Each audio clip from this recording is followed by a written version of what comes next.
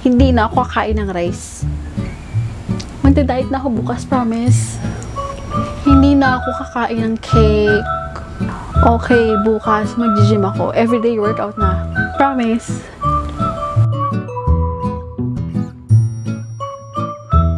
What's up guys? Momshies, daddies, friends, and everyone. Welcome back to my channel.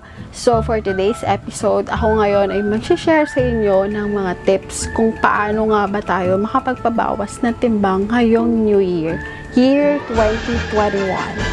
At mag-share din ako ng ilang healthy tips at kung ano ba ang mga dapat natin gawin. Mga simple lamang na mga bagay na experience ko before at i-experience pa lamang.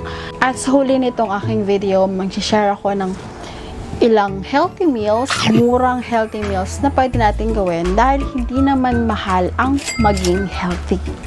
Dahil New Year na guys, marami sa atin na New Year's resolution na magpapapayat na ako, magda-diet na ako, mag-exercise na ako araw-araw. Nako!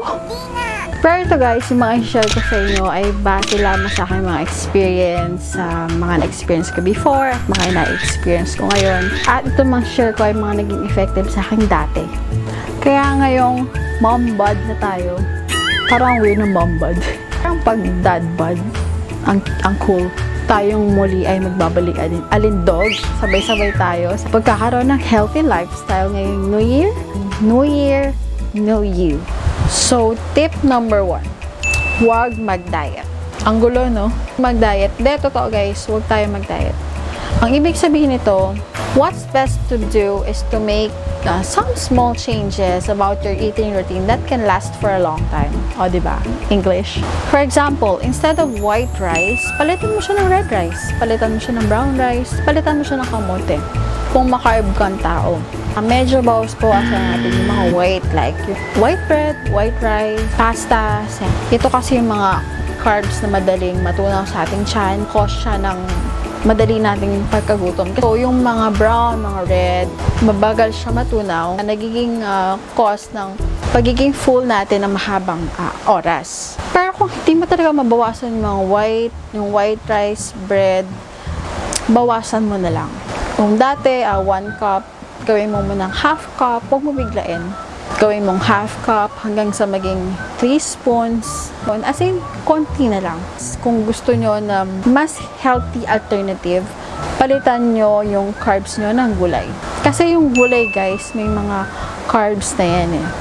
Marami dyang nutrients pa, mga vitamins. Example pa ng mga small changes na pwede natin gawin. Kung mahilig tayo sa soda, eliminate na natin yun. Palitan natin ng water. Fast food. Iwasan natin ng fast food. Kung kakain tayo sa labas, pili tayo ng ibang healthy options like yung mga, andun yung mga mas healthy na mga pagkain. Pangalawa, bawasan natin ng sweets.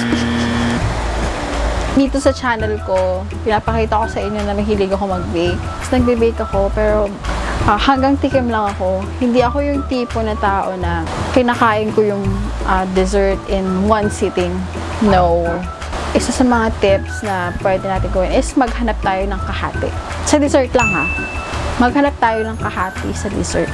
For example, mag-Starbucks tayo, di talaga natin mapigilan, mag-cheesecake tayo.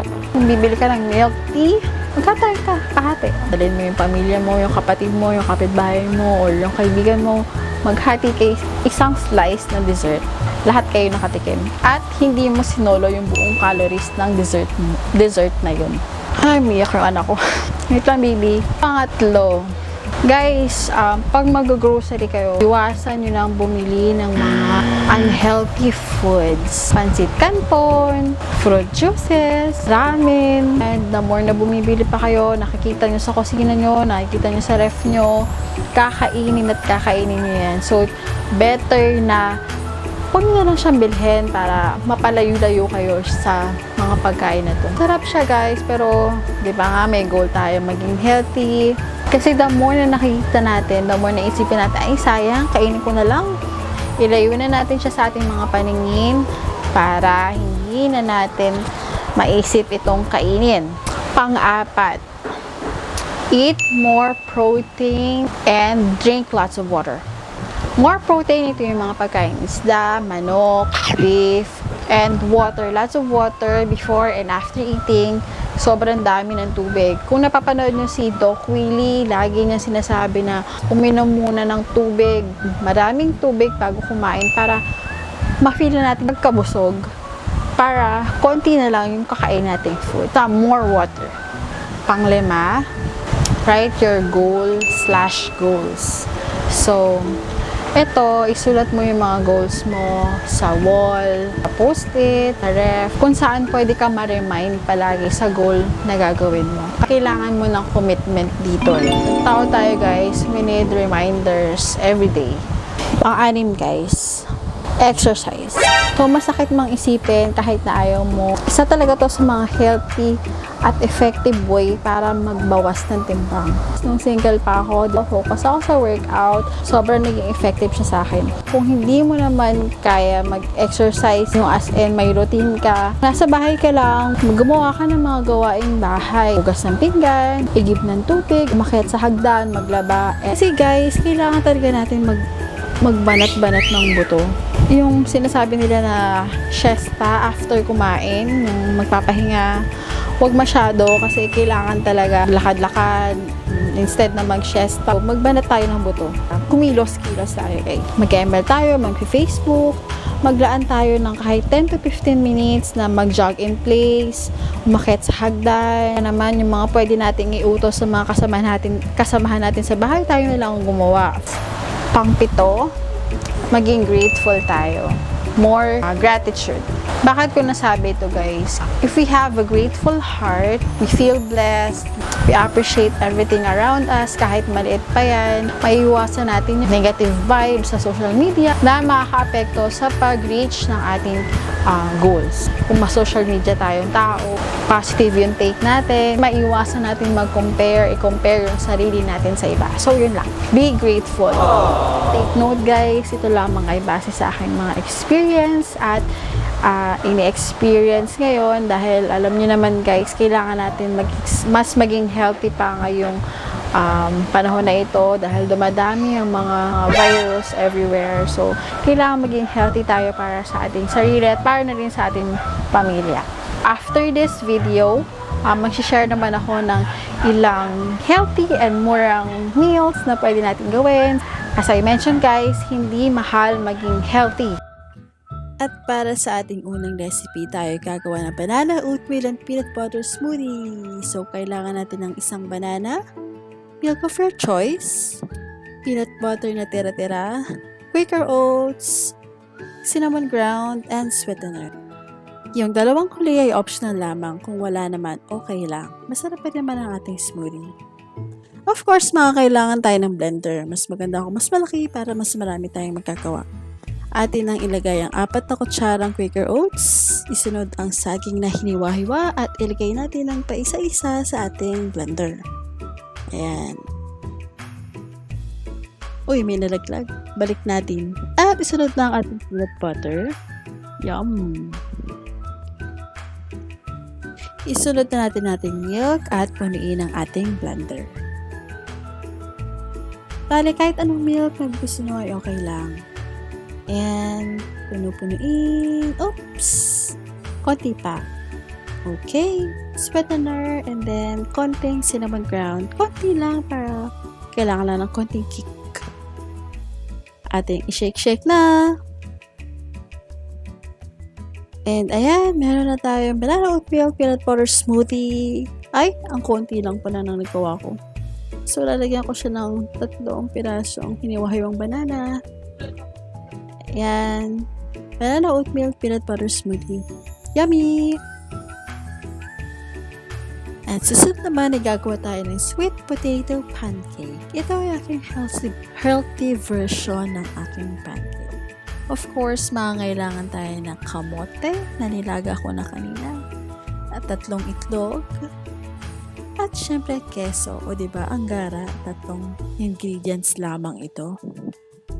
So first, ayan, magic. Nabalatan ko na ang kamote. At ito ay aking imamash. Mash, mash, mash. Okay, bilisan na natin ng konti. Tcharan! O diba, bilis. At ito ay aking lalagay na ng 3 itlog. After this, hahalu-haluin ko na siya. Pag-iisahin ko na sila at ayan na, ang bilis, diba? At lalagay ko na ang pirasong keso. So, nasa sa inyo kung gaano karaming keso ang inyong ilalagay. Mas marami, mas masarap.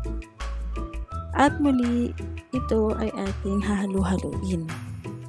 Hanggang sa ma-mix na natin ng lahat ng ingredients. Ayan.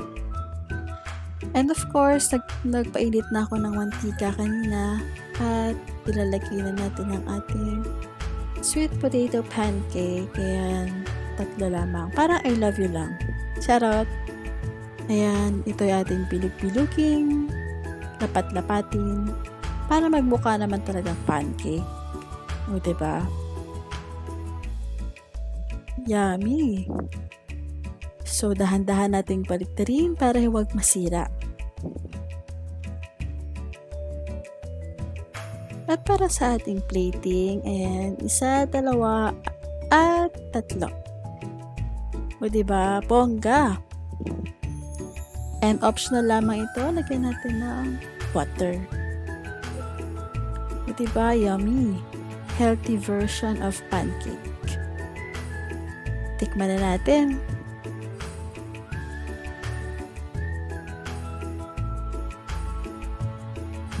Yum!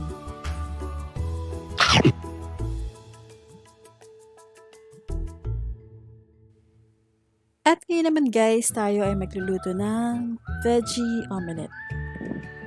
Veggie omelette. Veggie lang, para cute lang, diba? So, para sa recipe na ito, tayo ay mangangailangan ng kapirasong repolyo, 3 itlog para I love you ulit, keso para cheesy. O, diba? 3 ingredients lamang ulit. Napakadali lamang ito, guys. Una, hiwain natin ang repolyo. Alisin natin yung matigas na parte. At hiwain natin ng manipis. Hiwala ng hiwa. Kapag nahiwa na natin itong itabi. At ngayon naman, humiwa tayo ng kapirasong keso. Pero depende pa rin sa inyo kung gaano karaming keso na ilalagay nyo. Hiwain natin ito ng maliliit. Ayan. At ito ay nagtikit-tikit. So, ayan. Medyo mahirap. Ngayon, ihanda na natin ang itlog. 1, 2, at 3. Ihalo natin ang cheese. Ay! May nalaglag. Mix, mix, mix.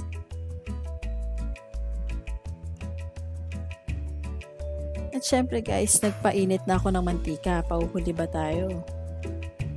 Ngayon, igigisa ko na ang repolyo. Lutuin natin ang repolyo hanggang sa ito ay maging moisture. Gisa lang ng gisa. Ngayon, tuturuan kayo paano magluto ng perfect omelette. Ang gawin nyo, ipunin nyo ang repolyo sa gitna ng kawali. Parang ganito guys. At pagkatapos ay unti-unti nyong ibuhos ang itlog sa magkabilang gilid ng repolyo. At ikalat nyo ang cheese para every bite may cheesy. At ngayon, hintayin nyong maluto ang itlog. At kapag naluto ng itlog, dahan-dahan nyong tiklopin ang magkabilang gilid. Dahan-dahan lang para huwag masira. Sinabing dahan-dahan lang eh. Ayan. O diba? Perfect. Pagkatapos nito guys, isalin natin sa plato. Ginagawa ko dito para mas lalong magkaroon ng lasa, nilalagyan ko siya ng kaunting chili flakes. Ayan. Pero depende sa inyo. Optional lamang to.